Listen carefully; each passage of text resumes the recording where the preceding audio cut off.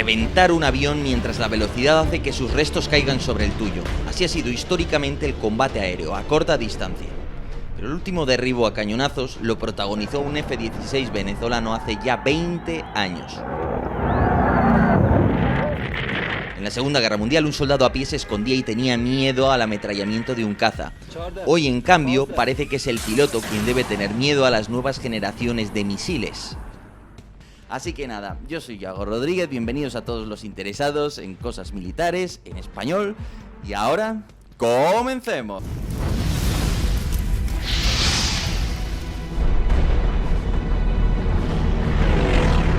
Los viejos biplanos de la Gran Guerra estaban construidos a base de madera ligera y telas. Si girabas demasiado al avión, el combustible dejaba de vertirse en el motor y perdías potencia. No podías dar la vuelta.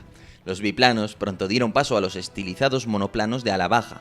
El armamento no había variado mucho en la Segunda Guerra Mundial, cierto, se seguían usando ametralladoras, pero los motores y los elegantes diseños de cazas como el Spitfire o el Messerschmitt podían superar los 400 km/h. Todo fuera con tal de llegar rápido y sorprender a los pilotos enemigos. Bueno, hasta la llegada de aviones como el Focke-Wulf no podían dar giros muy bruscos porque dejaba de entrar la gasolina en el motor. La gasolina entraba por gravedad, entonces si te dabas la vuelta no entraba. Ahí llegan los motores de inyección que inyectan directamente el combustible y que te permiten maniobras mucho más duras. Y además, a finales de los años 30 aparece algo que lo cambió todo: el radar. El radar lo cambió todo. Los pilotos dejaron de ser guerreros del aire que actuaban de manera independiente.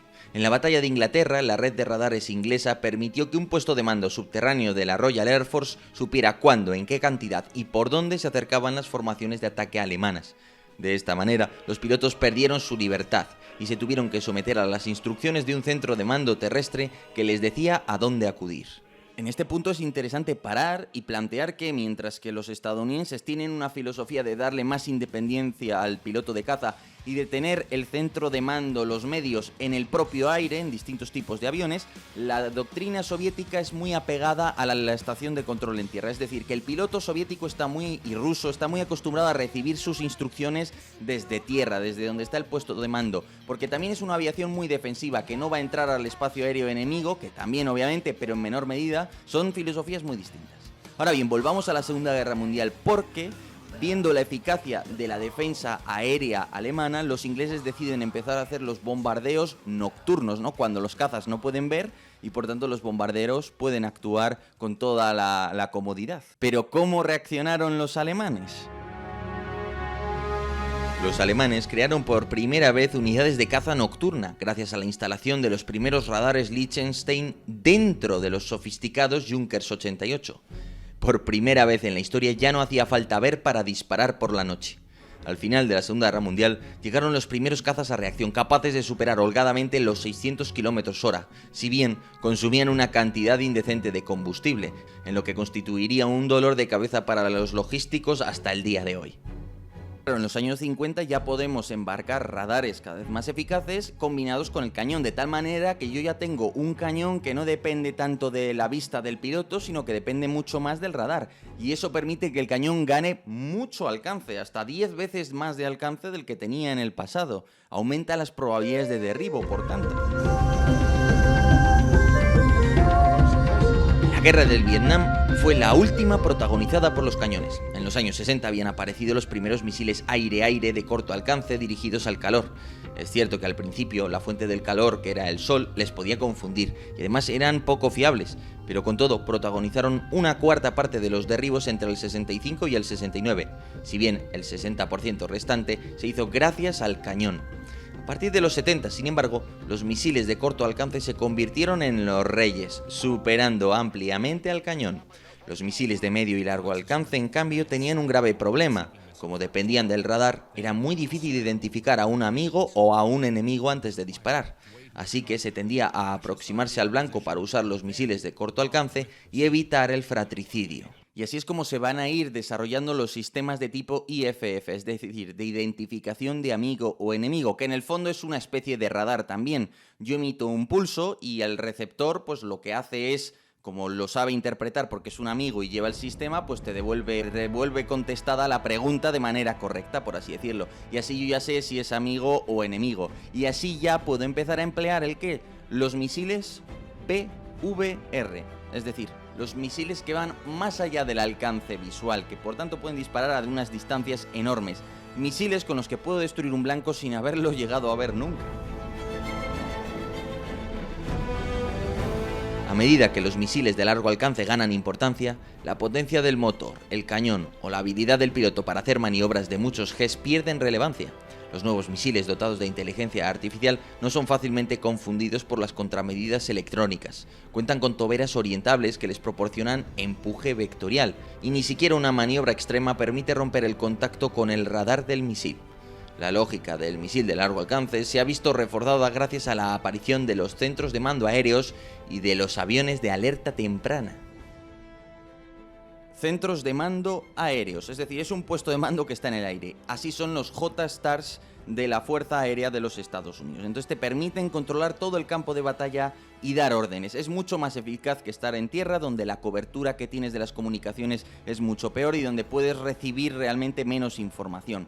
El J-Stars es mucho más eficaz, además, si lo combinamos con un AWACS, es decir, uno de esos aviones con un gran radar arriba, que como está situado por encima de la tierra, tiene una cobertura mucho mayor ese radar, y en este sentido me provee una información muy buena. Si al J-Stars le damos información muy buena, va a poder dirigir muy bien la batalla. Ante este contexto sucede lo siguiente. Unos cazas Mirage se aproximan de frente hacia una formación de cazas F-16 estadounidenses, por ejemplo. Ambos tienen misiles y radares con 80 km de alcance. Sin embargo, los F-16 van acompañados por el J-Stars y el AWACS. El AWACS detecta a los Mirage a 200 km de distancia y pasa la información al J-Stars, que a su vez recibe inteligencia satelital y de otros sensores. Antes de que los Mirage lleguen a detectar a los F-16, estos han ganado más altura, han flanqueado a los Mirage y conservan el factor sorpresa. Están listos para atacarles sin que se lo esperen, y todo gracias al J-Stars y al AWACS.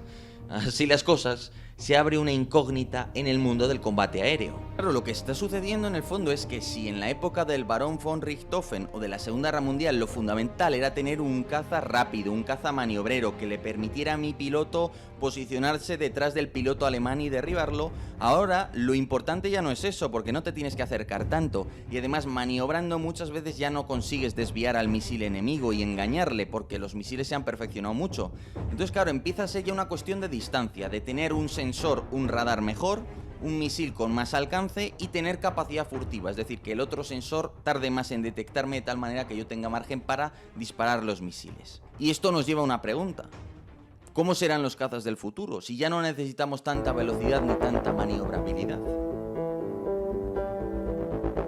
Existen tres posibles respuestas, y la US Air Force, la mayor fuerza aérea del planeta, ya ha elegido dos de ellas.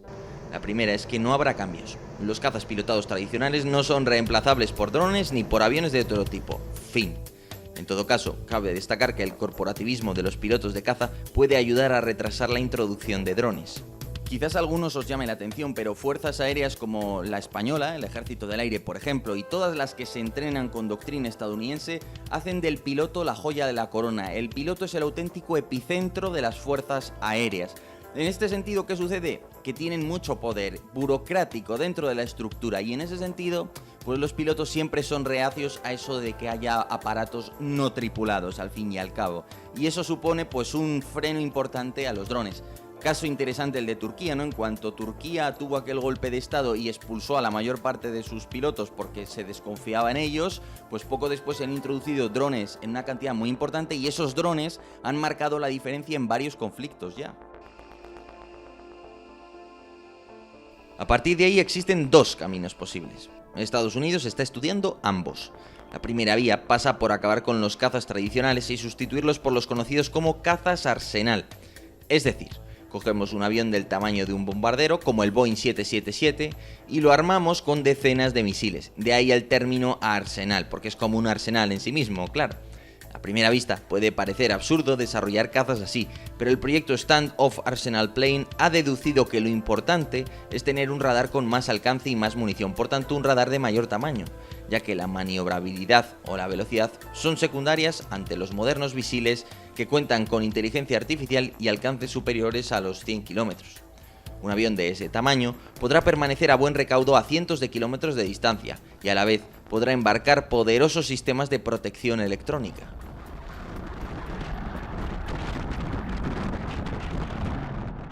Entonces, ¿cuál es la idea? Que mi avión Arsenal lleva tropecientos misiles y luego yo tengo un avión AWACS con su enorme radar, o tengo incluso pequeños drones que me buscan el blanco. Entonces, cuando me lo detectan, pues ese avión Arsenal va soltando sus misiles, ¿no?, para que lo destruyen. ¿Cuál es el problema de este tipo de aviones, a mi entender? Tiene varios. En primer lugar, el riesgo de sabotajes. Un ataque contra una base aérea, contra aviones tan grandes, es muy fácil de organizar. Segundo, la firma, es decir, son aviones con una firma radar enorme, con lo que se pueden detectar a una enorme distancia. Y tercero, las pistas y las infraestructuras que necesitan, que no siempre van a estar disponibles, ese tipo de aeropuertos enormes con unas pistas perfectamente cimentadas para llevar un avión de este tipo. Por último, además, no parecen aprovechar mucho las tecnologías que nos permiten hacer a los aviones no tripulados. Al contrario, un avión tan grande probablemente necesita un equipo humano también grande. La segunda opción, mucho más viable y eficaz a mi entender, es crear ejércitos de drones más pequeños, simples e interconectados, capaces de llevar misiles aire-aire y de conectarse a plataformas tripuladas, es decir, a los cazas, así como a los AWACS mencionados o a otros tipos de sistemas. En este caso, la idea es que los cazas actuales se conviertan en el cerebro de pequeñas bandadas de aeronaves no tripuladas. Así, los pilotos de combate se convertirán en los directores de la red, darán misiones a unos y a otros drones y ocasionalmente intervendrán en el combate. Esta opción es muy interesante porque permite abaratar costes y contar con muchas más máquinas. Además, como tendrías que fabricar miles de drones, podrías hacer economías de escala y abaratar el coste de sus radares, por ejemplo.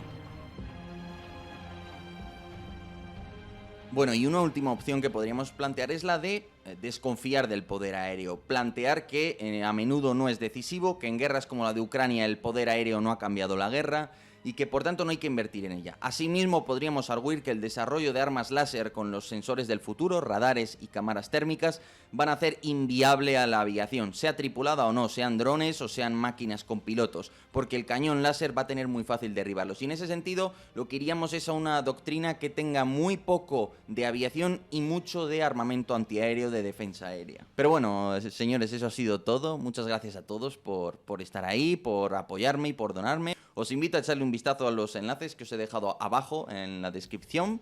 Y por lo demás, muchísimas gracias a todos por estar ahí. Espero que os haya resultado interesante el vídeo y hasta otra.